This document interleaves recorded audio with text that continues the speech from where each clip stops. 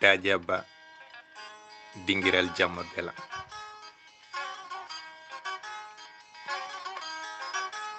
Ko min yoɗa golle mon sabu darnde e pellital mon. So gonga on pindini ngam duɗe on gudditi. Gandal on kimmiri andude on gardini. Dajaba daw ko labti darnde mon, daw ko ngardi golle mon, gandal on dokkiri. Wodi ko biiɗo jangani kono ene laaɓi hay goto on ɗawani sabu ngamela on gardinani.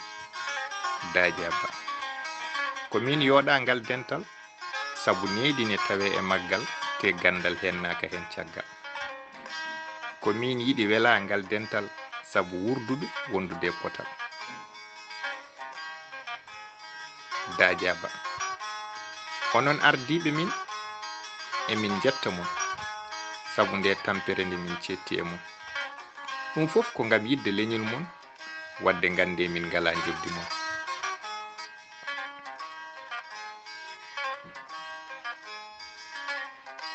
Dajaba an jiɗɗo jangude pular arnoto Dajaba beele gandal keɓa ngam yarlitiɓe neɗɗo. Juɓɓude ne joga golle ne kimmira te fof koye lawol rewna.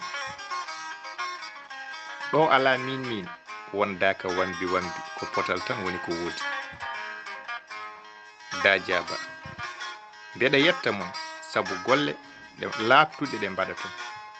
On jarama serembe am sabu nde tampere nde min cetti e mon e nde majjere nde guittoto. Bayal Kane gorko mo Bagodin ñalde 7 lewru nayeɓiru hitande 2021 ɗo e Ngendi Farais.